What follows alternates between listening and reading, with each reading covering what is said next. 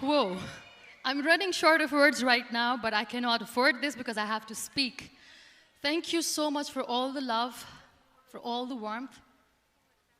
Thank you for accepting me. Thank you very much.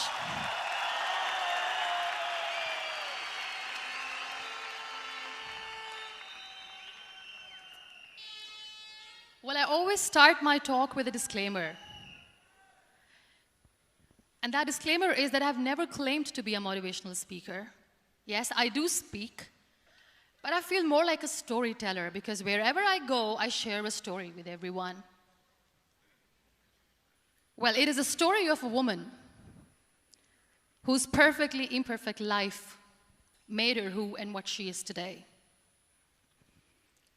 It's the story of a woman who, in pursuit of her dreams and aspirations, made other people realize that if you think that your life is hard and you're giving up on that because you think your life is unfair, think again. Because when you think that way, you are being unfair to your own self. It's the story of a woman who made people realize that sometimes problems are not too big. We are too small because we cannot handle them.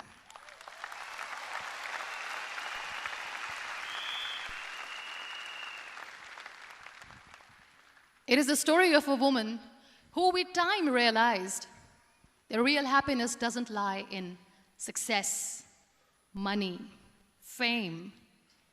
It lies within. Real happiness lies in gratitude. So I am here, and I'm going to share the story of that woman. That is my story. The story of gratitude.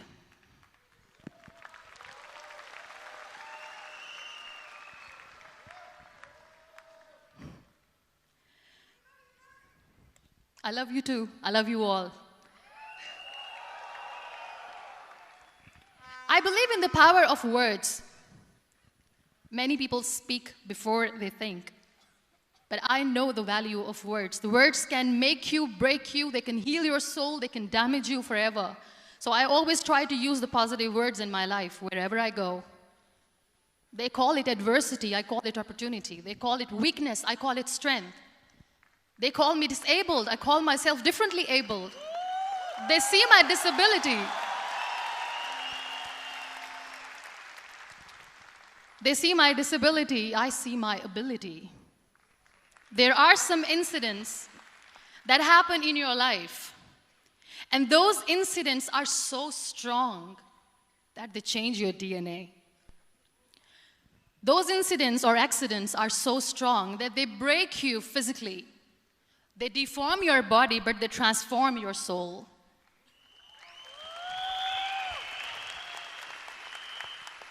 Those incidents break you, deform you, but they mold you into the best version of you. And the same thing happened to me. And I'm going to share what exactly happened to me. I was 18 years old when I got married.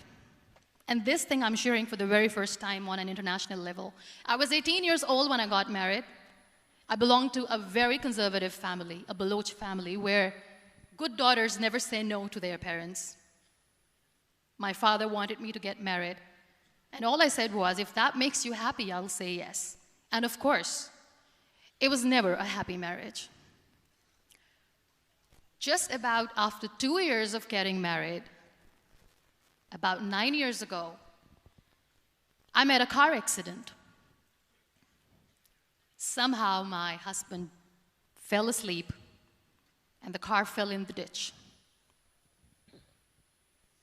He managed to jump out, saved himself. I'm happy for him.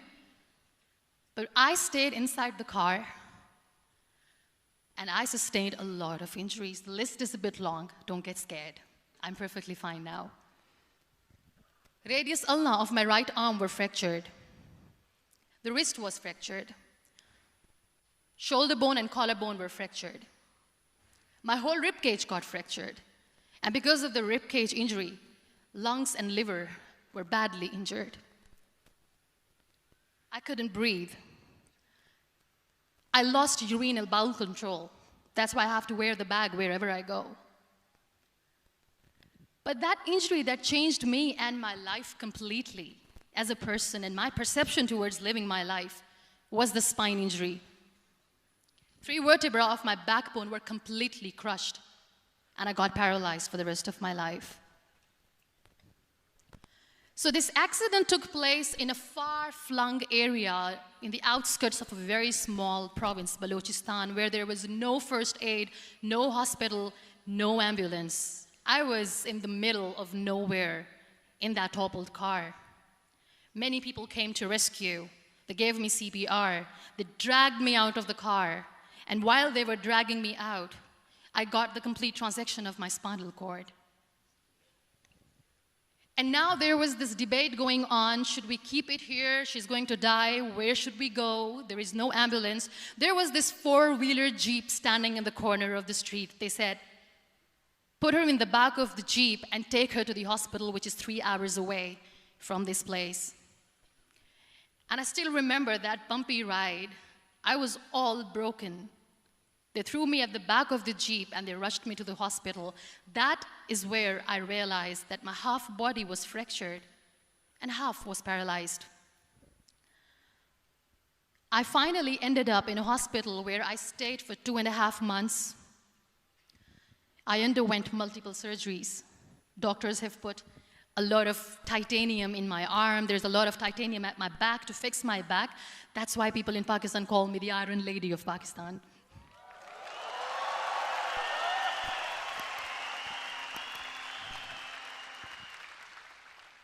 Sometimes I wonder how easy it is for me to describe all this all over again. And somebody has rightly said that when you share your story and it doesn't make you cry, that means you have healed.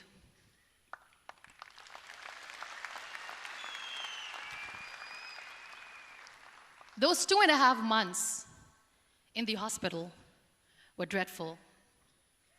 I will not make up stories just to inspire you. I was at the verge of despair.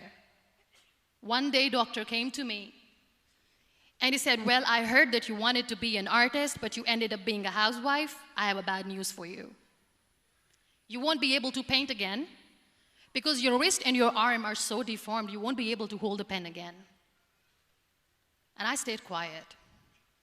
Next day, doctor came to me and said, your spine injury is so bad, you won't be able to walk again. I took a deep breath and I said, it's all right. The very next day, doctor came to me and said, because of your spine injury and the fixation that you have in your back, you won't be able to give birth to a child again. That day, I was devastated. I still remember, I asked my mother, why me?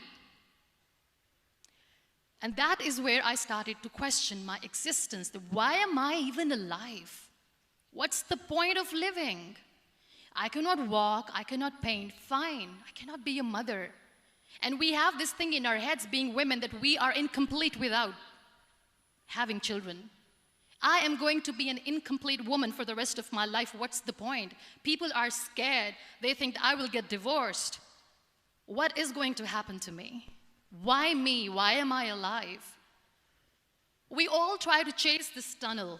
We all do this because we see light in the end of the tunnel, which keeps us going. My dear friends, in my situation, there was a tunnel that I had to roll on, but there was no light. And that is where I realized that the words have the power to heal the soul. My mother said to me, this too shall pass. God has a greater plan for you. I don't know what it is, but He surely has.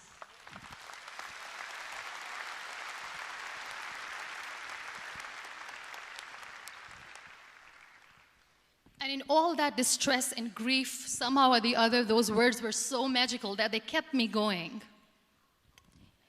I was trying to put that smile on my face all the time, was hiding. It was so hard to hide the pain, which was there. But all I knew was that if I will give up, my mother and my brothers will give up too. I cannot see them crying with me. So what kept me going was, one day I asked my brothers, I know I have a deformed hand, but I'm tired of looking at these white walls in the hospital and wearing these white scrubs. I'm getting tired of this. I want to add more colors to my life. I want to do something. Bring me some colors. Bring me some small canvas. I want to paint. So the very first painting I made was on my deathbed, where I painted for the very first time. It was not just an art piece or just my passion. It was my therapy. What an amazing therapy it was. Without uttering a single word, I could paint my heart out. I could share my story. People used to come and say, what lovely painting, so much color. Nobody could see the grief in it. Only I could. So that's how I spent 2.5 months in my hospital, crying, never complaining or whining, but painting. And then I was discharged, and I went back home. And I went back home, and I realized that I have developed a lot of pressure ulcers on my back and on my hip bone. I was unable to sit. There were a lot of infections in my body, a lot of allergies. So doctors wanted me to lie down on the bed straight for not 6 months, for not 1 year, for 2 years. I was bedridden, confined in that one room, looking outside the window, listening to the birds chirping, and thinking maybe there will be a time when we'll be going out with the family and enjoying the nature. That was the time where I realized how lucky people are, but they don't realize. That is the time where I realized that the day I'm going to sit, I'm going to share this pain with everyone to make them realize how blessed they are, and they don't even consider them lucky. There are always turning points in your life. There was a rebirth day that I celebrated. After 2 years and 2.5 months, when I was able to sit on a wheelchair, that was the day when I had the rebirth. I was a completely different person. I still remember the day I sat on the wheelchair for the first time, knowing that I'm never going to leave this, knowing that I won't be able to walk for the rest of my life. I saw myself in the mirror, and I talked to myself. And I still remember what I said. I cannot wait for a miracle to come and make me walk. I cannot sit in the corner of the room crying, cribbing, and begging for mercy because nobody has time. So I have to accept myself the way I am. The sooner, the better. So I applied the lip color for the first time.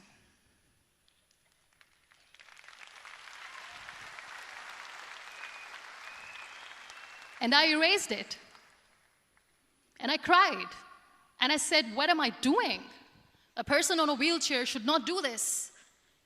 What will people say? Clean it up. I put it again. This time I put it for myself. Because I wanted to feel perfect from within.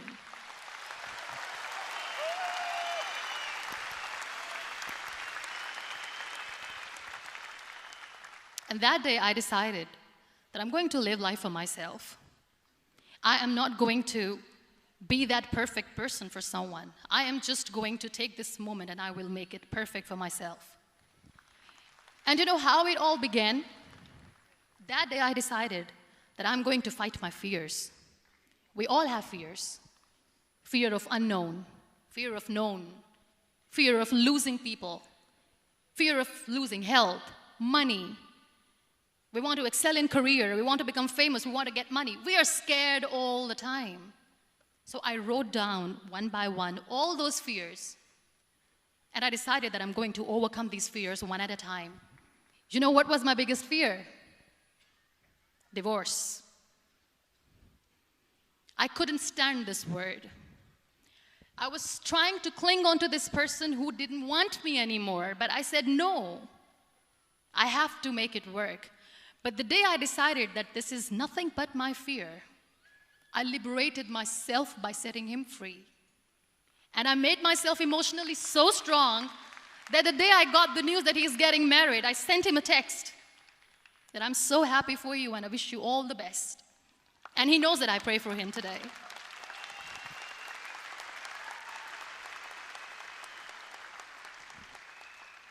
My biggest fear, number 2, was I won't be able to be a mother again. And that was quite devastating for me.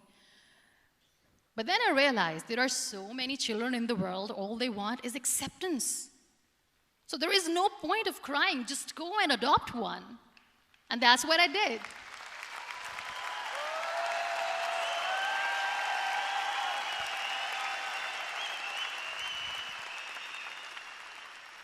I gave my name in different organizations, different orphanages. I didn't mention that I'm on a wheelchair, dying to have a child. So I just told them that this is Muniba Mazari and she wants to adopt a boy or girl, whatsoever, but I want to adopt a kid. And I waited patiently. 2 years later, I got this call from a very small city in Pakistan. I got a call and they said, "Are you Muniba Mazari? There is a baby boy and would you like to adopt?" And when I say yes, I could literally feel the labor pain. I said, yes, yes, I am going to adopt him. I am coming to take him home.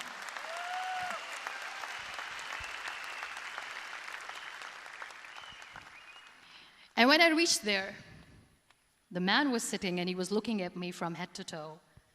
And in back of my head, I kept thinking that, oh my God, he is going to say she's on the wheelchair, she doesn't deserve it. How is she going to take care of him? And I looked at him and I said, "Do not judge me because I'm on the wheelchair." But you know what he said? He said, "I know you will be the best mother of this child. You both are lucky to have each other."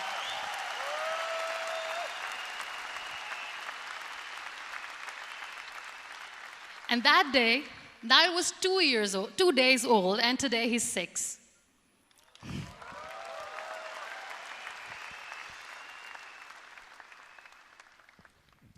You'll be surprised to know another bigger fear that I had in me. It was facing people. I used to hide myself from people. When I was on bed for 2 years, I used to keep the door closed. I used to pretend that I'm not going to meet anyone, tell them that I'm sleeping. You know why? Because I couldn't stand that sympathy that they had for me. They used to treat me like a patient. When I used to smile, they used to look at me and say that, "You're smiling, are you okay?" I was tired of this question being asked, "Are you sick?" Well, a lady yesterday at the airport asked me, "Are you sick?" And I said, "Well, besides the spinal cord injury, I'm fine, I guess."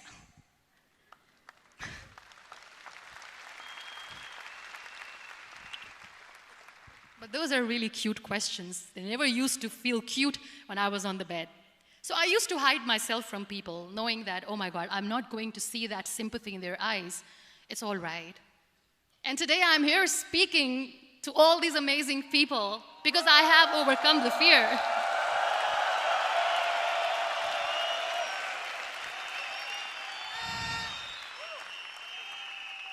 You know, when you end up being on the wheelchair, what's the most painful thing?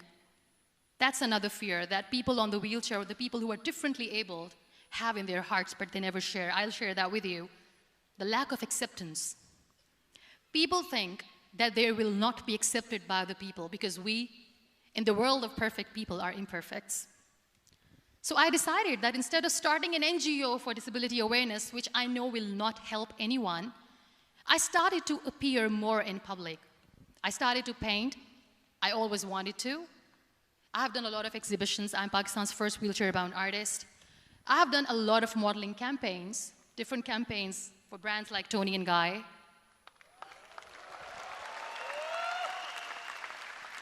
I have done some really funny, breaking the barriers kind of modeling.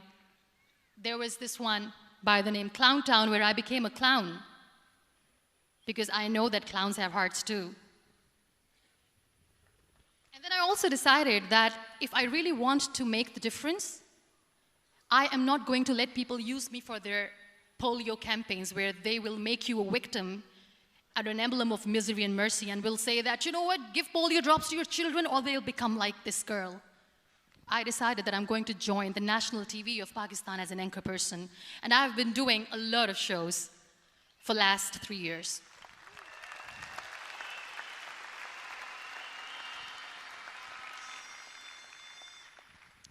So when you accept yourself the way you are, the world recognizes you. It all starts from within. Thank you. I became the National Goodwill Ambassador for UN Women Pakistan, and now I speak for the rights of women, children. We talk about inclusion, diversity, gender equality, which is a must. I was featured in BBC 100 Women for 2015. I'm one of the Forbes 30 under 30 for 2016. And it all didn't happen alone. You all are thriving in your careers. You have bigger dreams and aspirations in life. Always remember one thing. On the road to success, there is always we, not me. Do not think that you alone can achieve things. No. There is always another person who is standing behind you, maybe not coming on the forefront, but behind you, praying for you and supporting you. Never lose that person. Never.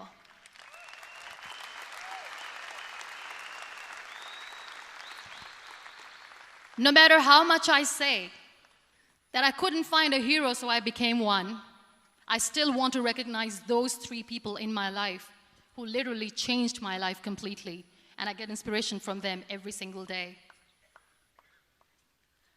Waleed Khan. Many people know about the terrorist attacks in Pakistan. We have lost many people. And I'm sharing this with a very heavy heart because we actually have lost a lot of people in this huge turmoil of terrorism. These people are barbarians. They do not see people. They're even worse than animals. They have killed people in mosques. They have killed people in churches, temples, even in schools. There was this terrorist attack in Army Public School, Peshawar, where these terrorists entered in an examination hall and they killed our children. And in that attack, that day, this beautiful boy, Waleed Khan, who was my hero, my real life hero, was the proctor who was taking care of the students, was keeping an eye on the students. Those barbarians shot him 3 times in the face, 5 times on his body, and he fell down.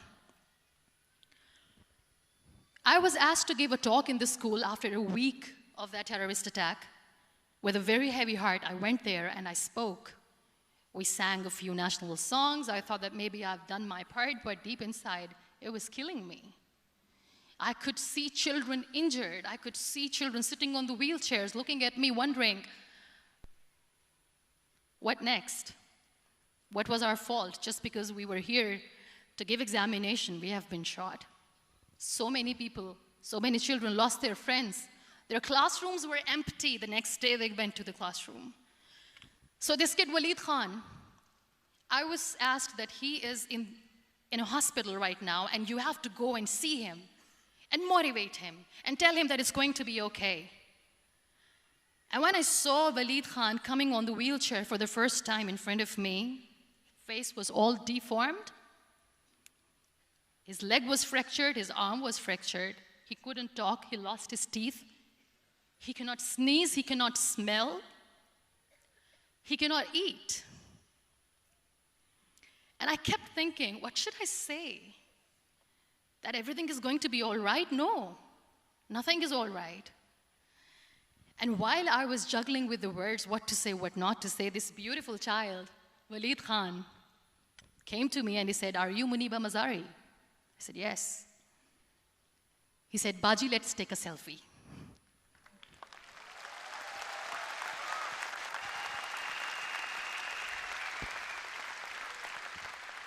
And with that beautiful, toothless smile of Waleed Khan, we took that beautiful selfie that I still have with me. I don't share that here because he was in a very bad shape that time. And that is where I realized that when I was thinking too much about his deformities, he's happy with himself. He doesn't even care. Because today he goes in the same school, and when somebody asks him that, what happened to your face, why so many scars, you know what he says? "These scars are my medals and I wear them with pride."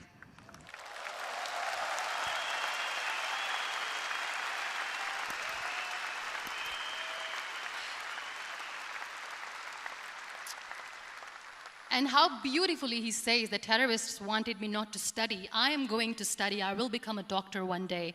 And this is my way of taking revenge from those terrorists. Another real-life hero, of course, my son. His name is Nile, N-I-L-E, River Nile. I learned so much from this kid. The first and foremost thing is patience. How to be patient when you know that your mother cannot walk, when you know that your mother is different from the other women, when you know that your mother cannot go out and play with you, how to stay calm. He loves football. And when we got the very first football, he was 4 years old. He was super excited. I still remember he came in the room and he said, "Mom, let's play football." And he kept the ball in my feet. And he said, "Let's kick it." And that day I felt disabled. I said, "I cannot kick the ball." And I was down with the same face. He looked at me and he said, "Well, that's all right. Your legs are not working, but your hands do. Let's play catch the ball."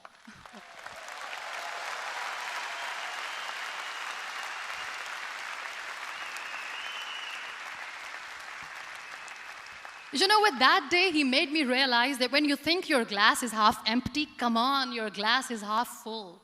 It's all in here and here. Last but not least, the woman who made me realize that heroes have no gender. The woman who believed in me even when I was completely at the verge of despair, where everybody left, she was there. And every time I looked at her, without saying anything, she used to look at me and said, "This too shall pass. God has a bigger plan.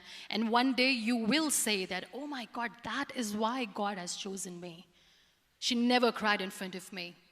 She has always said that there will be haters, there will be naysayers, there will be disbelievers, and then there will be you proving them wrong. My mother.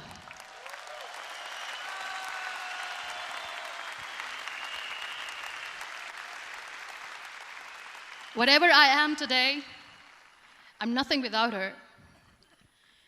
I'm nothing without her. Thank you, Mama. I wish you were here. Thank you for making me who I am today.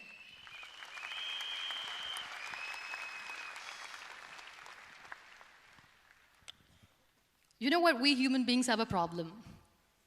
Out of many problems, there is one more, and this is a self-created one. We always expect ease from life. We have this amazing fantasy about life. This is how things should work. This is my plan. It should go as per my plan. If that doesn't happen, we give up. So my dear friends, let me tell you one thing. I never wanted to be on the wheelchair.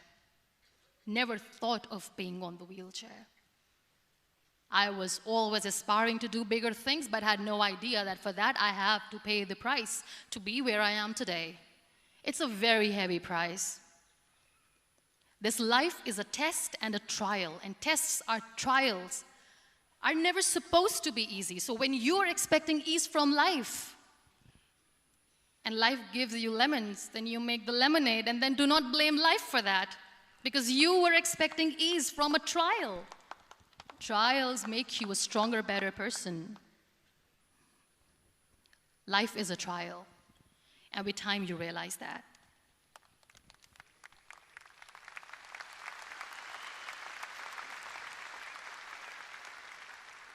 It is okay to be scared. It is okay to cry. Everything is okay, but giving up should not be an option.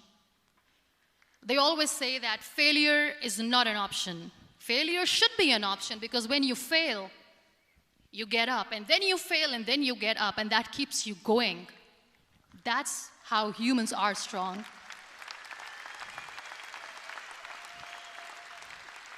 Failure is an option, should be an option, but giving up is not. Never. We have this thing in minds. We call it perfection. We want everything perfect. We want ourselves to be perfect. There is this image in our head about everything. Perfect life, perfect relationships, perfect career, perfect amount of money that we need to earn no matter what. Nothing is perfect in this world.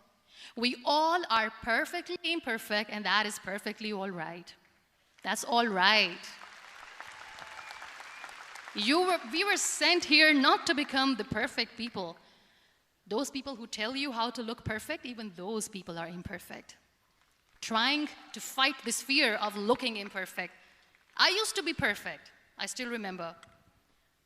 I got this compliment years ago when I used to walk. Oh my God, look at you. You're fair, you're tall, you're perfect. Look at me now. You're still perfect.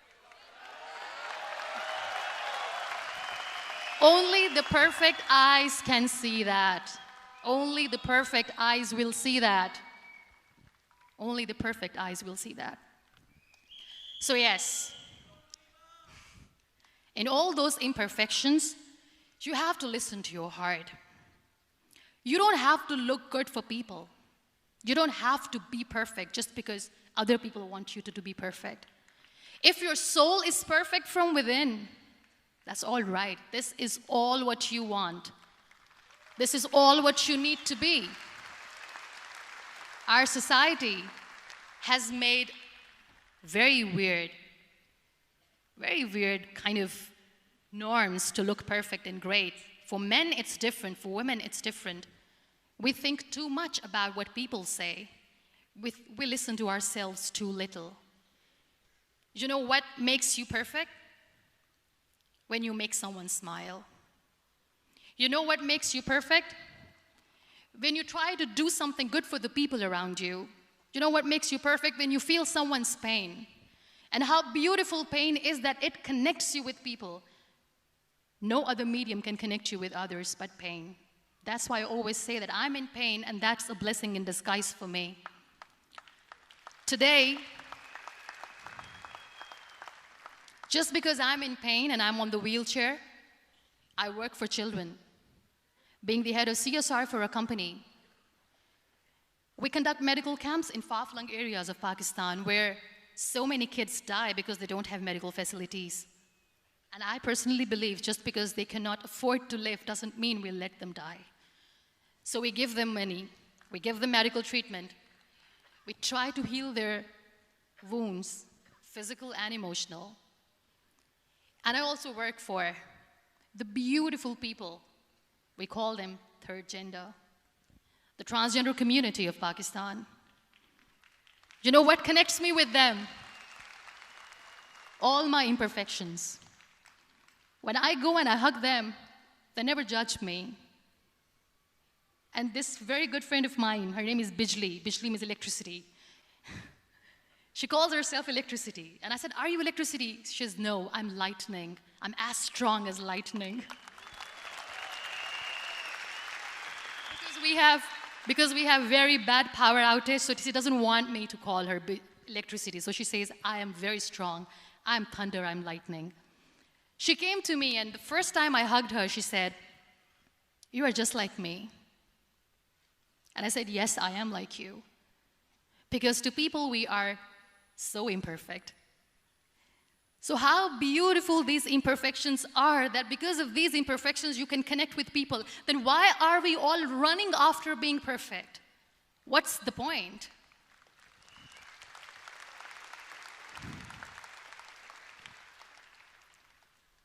Every time I go in public, I always smile.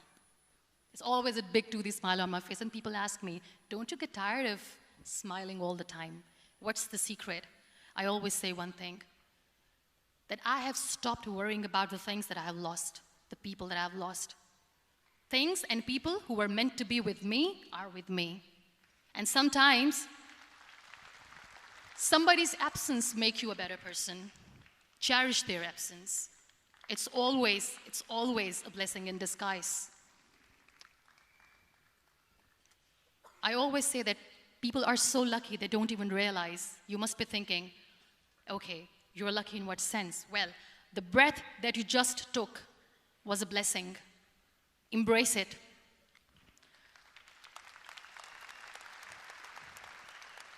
There are so many people in the world who are dreaming to live a life that you are living right now.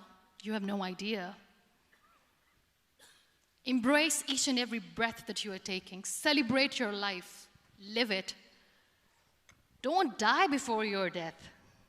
We all die.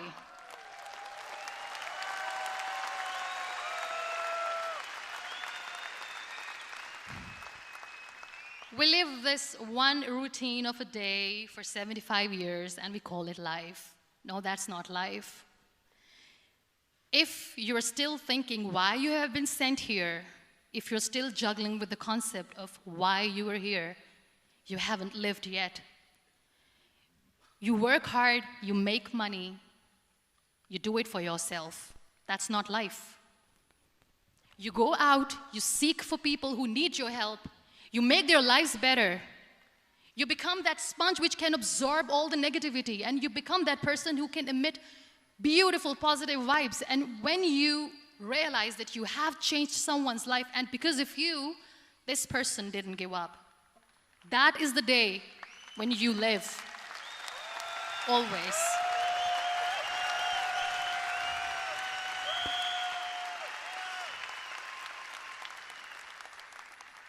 We were talking about gratitude, why I smile all the time. I cry all night when nobody sees me, because I'm a human and I have to keep the balance. And I smile all day because I know that if I will smile, I can make people smile. That keeps me going.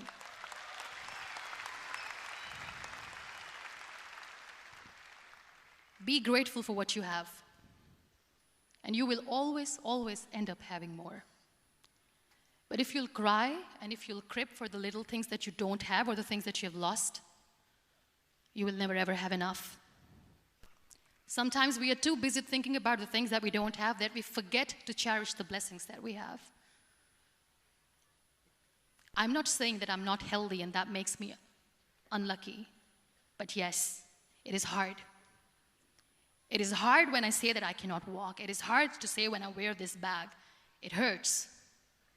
But I have to keep going, because never giving up is the way to live, always.